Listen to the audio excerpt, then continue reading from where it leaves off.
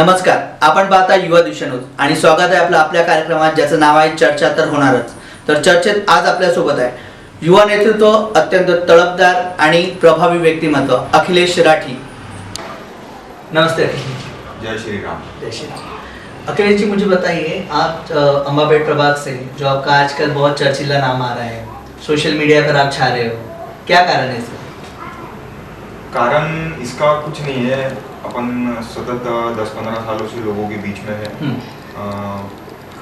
लोगों के माध्यम से हर कोई छोटे मोटे काम होते हैं, लोगों के बीच में अपना रोज उठना बैठना है, तो लोगों को ऐसा लगता है कि अपने बीच में का कोई व्यक्ति अपने साथ में टच में है और कभी भी एनी टाइम अपने साथ में होता है, इसलिए चर्चा का विषय है। सोशल वर्क में जहाँ तक कि मुझे पता है, पिछले 10 साल से हम आपको देख रहे हैं सोशल वर्क में, तो इस सोशल वर्क का आगे का जो आपका पहलू रहेगा, मुझे ऐसा लगता है कि राजकारण में आपका आगमन होने वाला है। हाँ, इसके बारे में थोड़ा बताइए।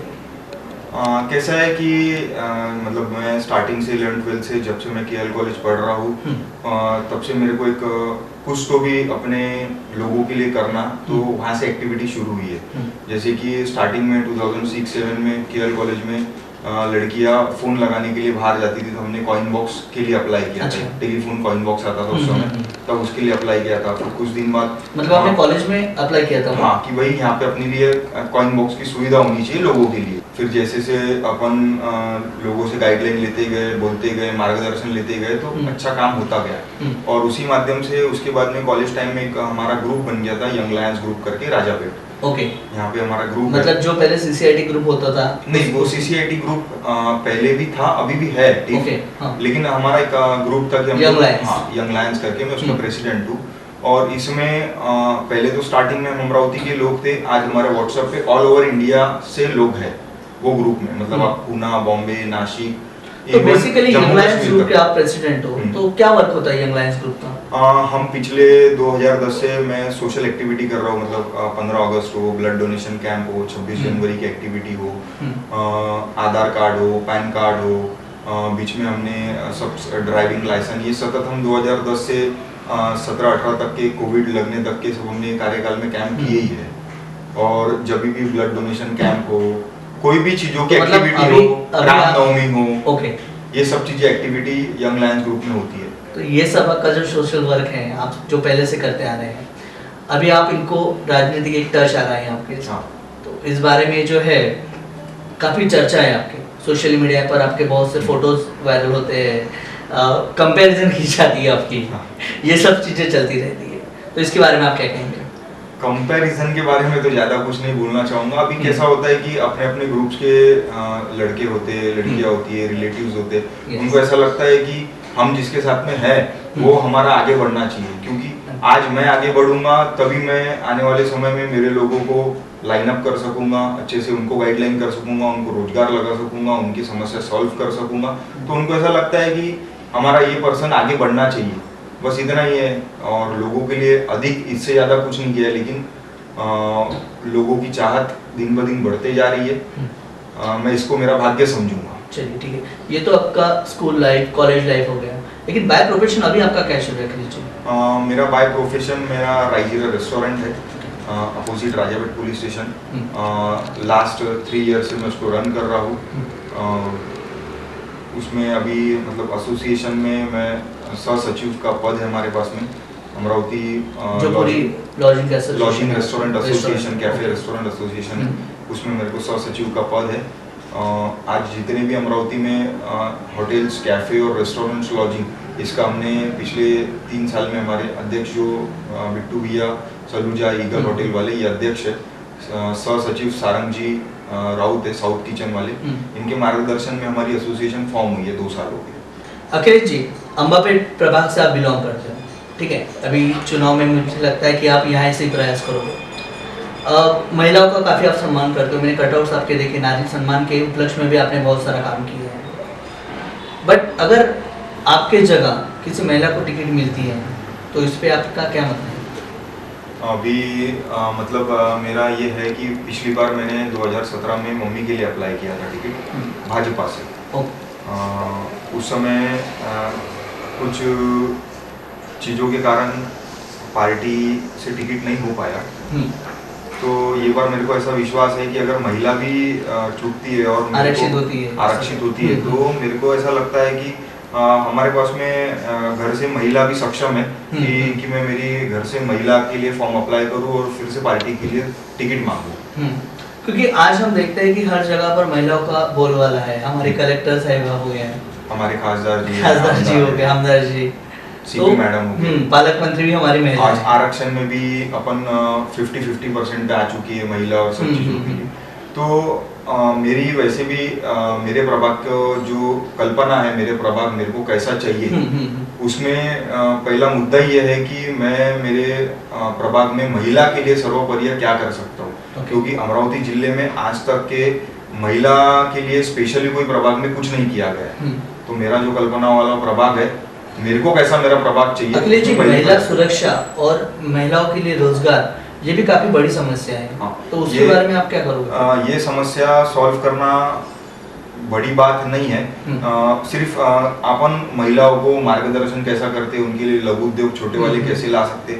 आज अपने पास में अपने एरिया में स्लम बेल्ट है, कुछ ऐसे घर से जो सिर्फ जेंट्स कमाते हैं, लेडीज कुछ नहीं करती है वर्किंग में, कुछ घर्स में हैंडीकैप्स है, तो अपन इनके लिए एक लघु उद्योग ला सकते हैं। जैसे कि कैंडल्स बनाना हो गया, अगरबत्ती बनाना हो गया, कोई चीज़ों की पैकेजिंग हो गई है, छोटे छोटे एक लघु उद्योग चालू कर सकते जिनके लिए उनको रोजगार एक्टिव हो। कोरोना काल में बहुत सारा हमने देखा है कि बहुत से जो परिवार थे उनको उनकी आमदनी बहुत घट गई है। कुछ परिवार जो है वो रास्ते पर आ चुके हैं। तो ऐसे टाइम पे बहुत से जो नगर सेवक थे या जिनको आगे आना चाहिए था, वो घर से नहीं निकले। अब इस पे मेरे को पर्सनली कोई टिप्पणी नहीं करना है, लेकिन उस समय ऐसा नहीं, जब हम यहाँ से गुजर रहे थे तो नागरिकों का ये कहना था कि नगर सेवक और जिनसे उनकी अपेक्षा थी वो लोग दिखाई नहीं दिए, और आज हर जगह उनके बैनर लग रहे हैं। अब ये कैसा है कि ये अभी हमारे पार्टी के चारों विद्यमान नगर सेवक है, मैं उसके ऊपर ज़्यादा टिप्पणी नहीं करना चाहूँगा। आप लोग ज़्यादा घूमते हो, आप लोगों को ज़्यादा पता है और जनता को ज़्यादा पता है, तो इस चीज़ों के ऊपर मेरे को टिप्पणी नहीं करना। आपका कोरोना काल में क्या योगदान था? हमारा कोरोना काल में एक्चुअली ऐसा पैनिक सिचुएशन तो जीवन में पहली बार देखा था। हम भी डर चुके थे पहले, स्टार्टिंग में हमारे 2-4-6 महीने बहुत पैनिक गए, सभी बिजनेस स्टॉप हो चुके थे, सभी लोग पैनिक सिचुएशन में थे। बट ये आने वाले समय में हमको समझ में आया कि ये सिचुएशन एकदम से खत्म नहीं होने वाली है, देश की महामारी है, पूरे देश की महामारी है। तो उस समय ऐसा था कि फिर हमने भी कुछ फूड्स के पार्सल, लॉजिंग एसोसिएशन रेस्टोरेंट के माध्यम से हमने कुछ फूड्स के पार्सल कंटिन्यू और हॉस्पिटल फूड स्ट्रीट पे, मतलब जितने भी लोग सोते हैं उनके लिए प्रोवाइड किए। हमारे एरिया में कुछ उत्तर भारतीय लोग थे जो छोटी छोटी हाथ गाड़ियाँ, गुपचुप, गन्ना रसी, ये सब ठेले लगाते, इनके पास भी जीवन निरंतर के भी करके लिए कोई काम नहीं था। तो सब एरिया से जब मैंने मेरे एरिया से लोगों से पैसे जमा किए, किसी से फूड जमा किया, किसी से किराना जमा किया, लोगों की मदद से हमने मदद की। ये नहीं आपको सहकार्य किया, ये नहीं कि मैंने पूरा श्रेय लिया है, मैं भी इतना सक्षम नहीं था कि मैं पूरा ये सब चीजें कर लूं, लेकिन लोगों की मदद से हमने हमारे एरिया को सक्षम बनाया। उस टाइम भी लोग आपके साथ में थे। खूप छान चर्चा चालली आहे अखिलेश जींसोबत। तुर्तास घेऊया एक छोटीशी विश्रांती।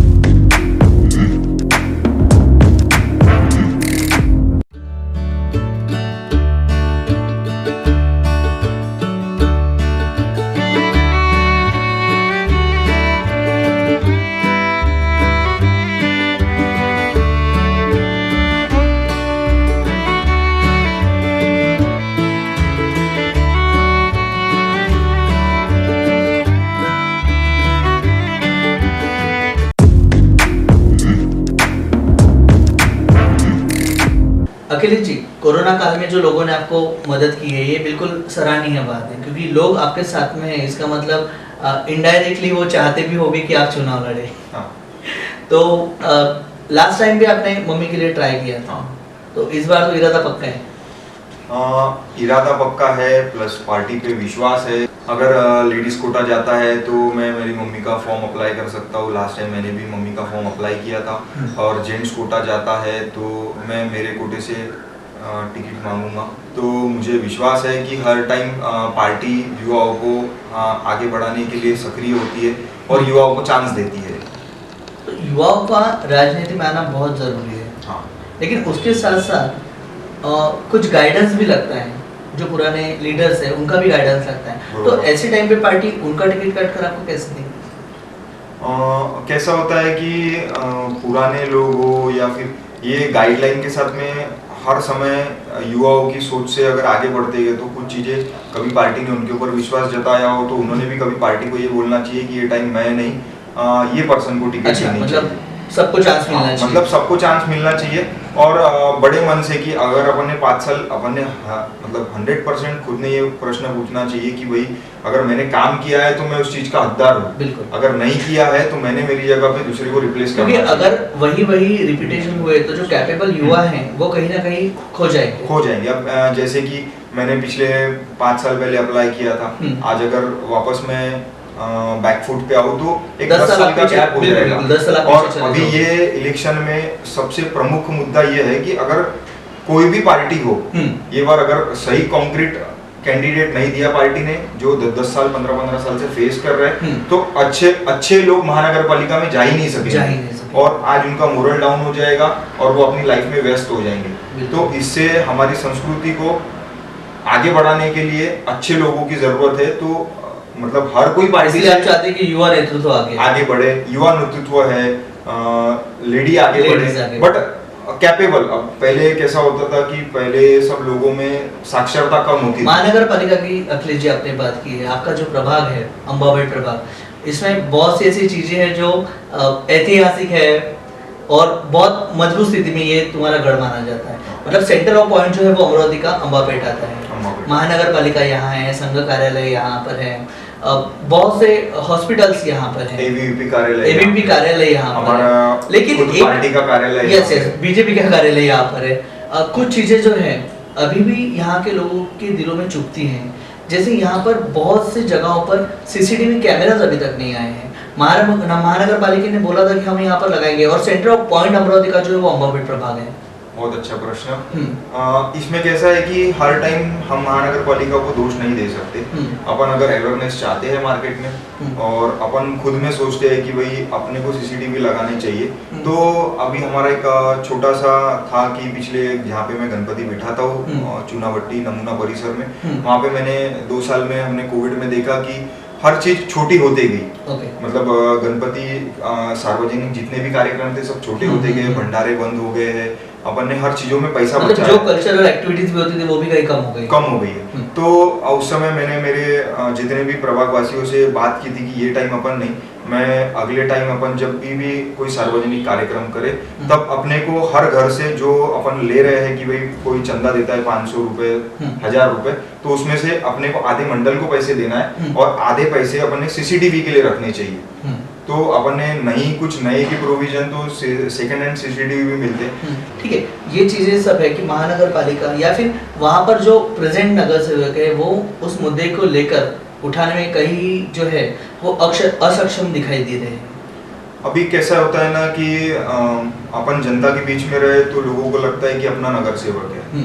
मैं एक मेरा दावे के साथ कह सकता हूँ कि अगर मेरे को मेरी पार्टी ने विश्वास में जताया और मेरे को टिकट दी और हमारी पार्टी के यहाँ पे विजय होने वाली है और हमारी ही सत्ता महानगर पालिका में बैठने वाली है, लेकिन मेरे प्रभाग में मेरा एक वचन होगा कि मैं एक नगर सेवक बनाऊं तो हर कोई घर की नेम प्लेट भी नगर सेवक के नाम से होनी चाहिए ताकि वहाँ के लोगों को लगे हम भी नगर सेवक हैं। क्या बात, मतलब ये कोई नया आपका नई सोच है ताकि उसको भी ऐसा फील हो कि मैं नगर सेवक हूँ, ताकि वो उंगली उठाने के पहले वो खुद भी सोचे कि हम भी नगर सेवक है, मैं भी मेरी श्रेणी में मैं नगर सेवक हूँ। अखिलेश जी, आपका जो प्रभाग आ रहा है उसमें कहीं एजुकेटेड लोग हैं, मतलब लोग बोले तो एजुकेटेड एरिया है, देन उसके अंदर मार्केट एरिया है, कई कॉलेजेस है, हॉस्पिटल्स है, तो ऐसे जगह पर समस्या जो होती है उनकी वो अलग अलग तरीके की होती है, तो उसको आप कैसे मैनेज करोगे? अभी तो कैसा है कि जब जैसी समस्या आई उस हिसाब से अपने को मैनेज करना होगा, उसका निवारण करना होगा।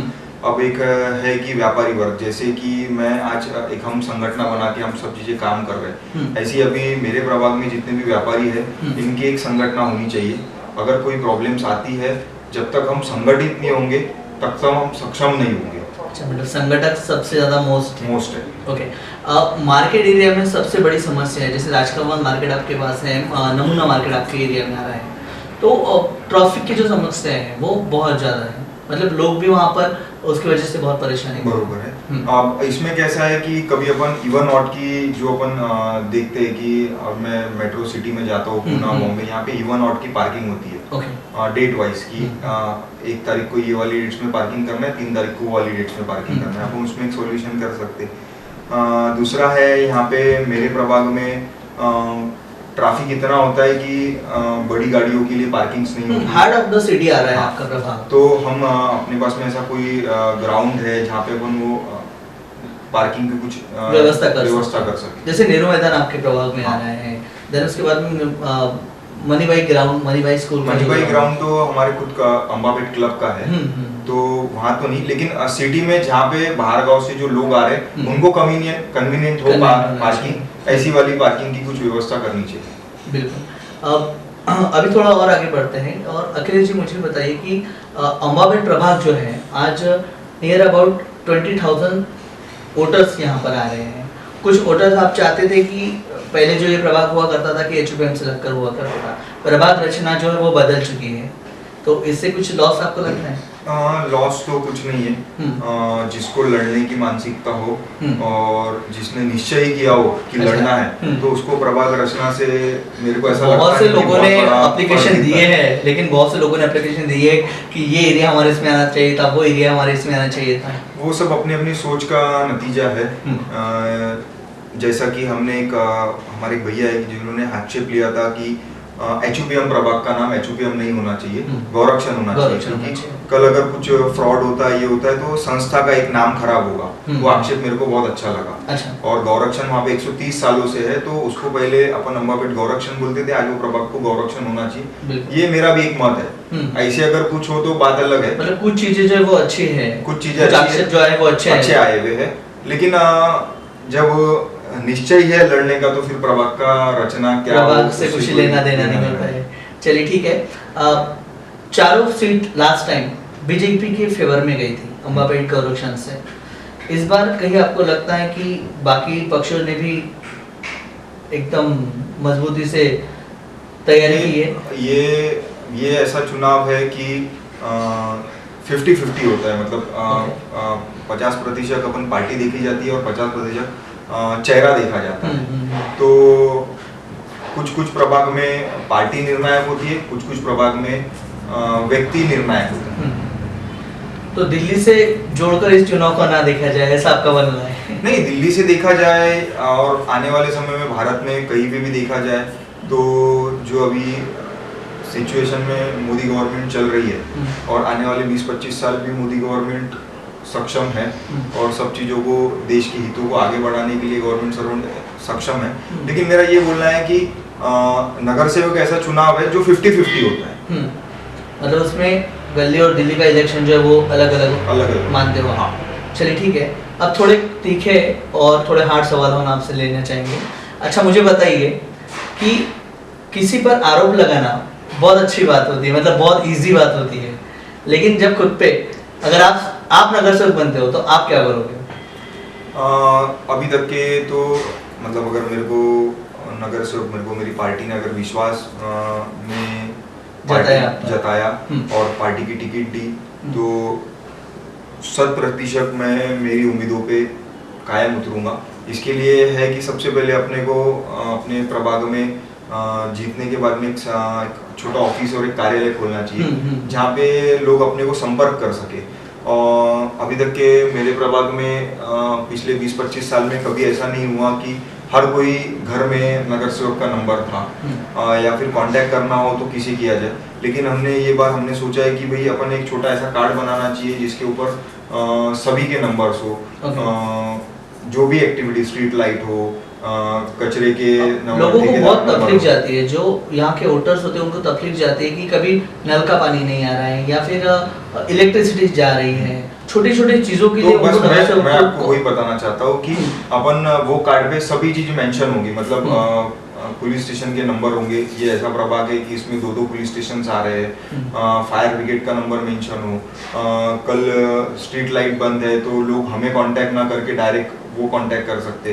लेकिन जनप्रतिनिधि आप हो तो आपका ज्यादा सुना जाता है, उनका ऐसा कहना है। नहीं तो हमारा उसमें एक टिप रहने वाली है कि अगर व्यक्तिगत कोई हमारे आम नागरिक ने कोई किसी को फोन लगाया उसका सोल्यूशन ना हो, ताकि वो हमको कांटेक्ट करे, हमारे को हमारी कॉल रिकॉर्डिंग दे, हमारा ऑफिस उनके लिए खुला है सुबह से शाम तक के, तो उसके ऊपर हम सॉल्यूशन देंगे। ओके, कंप्लेंट बॉक्स जो होता है उसकी कोई आपको कंप्लेंट बॉक्स, ये बहुत अच्छा प्रश्न किया आपने। कंप्लेंट बॉक्स की तरफ मैं नहीं जाऊंगा। हाँ। मेरे को ऐसा लगता है कि सुबह उठने वाले सीनियर सिटीजन हो तो ये लोग हमारे से ज्यादा अच्छी सोच रखते हैं और इनके ऊपर ही हमारा समाज टिका है अभी तक के।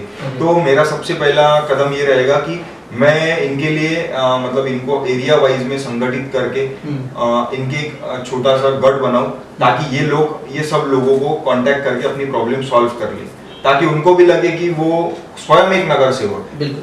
महानगर पालिका में जब कभी भी एक सामान्य नागरिक फोन लगाता है तो उनकी समस्याओं को बहुत लाइटली लिया जाता है, ऐसा क्यों होता है? सामान्य नागरिक क्योंकि क्या है, उनको ऐसा लगता है कि जब तक नगर सेवक का फोन नहीं आता है, कोई ऊपर से उनको फोन नहीं करता है, तब तक प्रशासन जो है वो काम नहीं करता है। ये अपने अपने सोच का तरीका है। लोगों को ऐसा लगता है कि कोई बड़ा व्यक्ति फोन करे तो होता है, लेकिन शासन बैठा ही है लोगों के काम करने के लिए। कभी हो सकता है जल्दी हो, कभी हो सकता है लेट हो, लेकिन हम आरोप नहीं कर सकते। अगर आपके टाइम पे ऐसा होता है तो क्या करोगे आप? हमारे टाइम अगर ऐसा अगर प्रशासन अगर काम नहीं करता? नहीं, ऐसा होता ही नहीं है जनरली। प्रशासन 100% काम करता है। हो सकता है कुछ चीजों को डिले हो, लेकिन काम जरूर करता है, क्योंकि वो उनका प्रोफेशन है। और मैंने अभी तक के तो ऐसा देखा नहीं कि प्रशासन कभी काम नहीं करता। लेंदी होता है, बहुत ज्यादा लेंदी काम हो जाता है उनको, मतलब 3-4 बार एक ही काम के लिए उनको 3-4 बार बोलना पड़ता है। अब उसके लिए अपने पास में पहले तो ऑफिस सेटअप रहेगा। महानगर पालिका में जाने के पहले मेरे यहाँ पे ही एक अपना खुद का कार्यालय होगा, जिसमें अपन सेंट्रल गवर्नमेंट की, स्टेट गवर्नमेंट की जो भी स्कीम्स है लोगों तक पहुंचाने के लिए, एक जब अपने यहाँ कार्यालय खुल जाएगा तो लोग महानगर पालिका की तरफ मूव ऑन ही नहीं करेंगे। ओके, अगर पार्टी ने इस बार आपको टिकट ना देते हुए दूसरों को टिकट दी, तो ऐसे टाइम पर आप किसी दूसरे दल के साथ में जाना चाहोगे? अभी तक के तो ऐसा नहीं सोचा है मैंने। मैं पार्टी से जुड़ा हूँ और मैं आने वाले समय में अगर पार्टी ने टिकट नहीं भी दिया तो मेरे को पार्टी के लिए ही काम करना है। ओके, मतलब फाइनल है कि आप बीजेपी के ही कार्यकर्ता रहोगे? हाँ, मेरे को ये बार विश्वास है कि पार्टी मुझे टिकट देगी। और मेरे को जो मेरी प्रभाग का कल्पना है उस टाइप का, मतलब हर समय कैसा होता है कि पार्टी ने पिछली बार 4 लोगों को टिकट दी थी, उनकी सोच से उन्होंने उनके प्रभाग का विकास किया। अभी हमारे ऐसा है कि एक बार मेरे पे विश्वास करके हमारे साथ में जो भी कैंडिडेट्स खड़े हो उनके ऊपर पार्टी विश्वास करके उनको भी अवसर दे, ये मेरी उम्मीद है। अच्छा, मतलब आप पार्टी का दामन नहीं छोड़ोगे?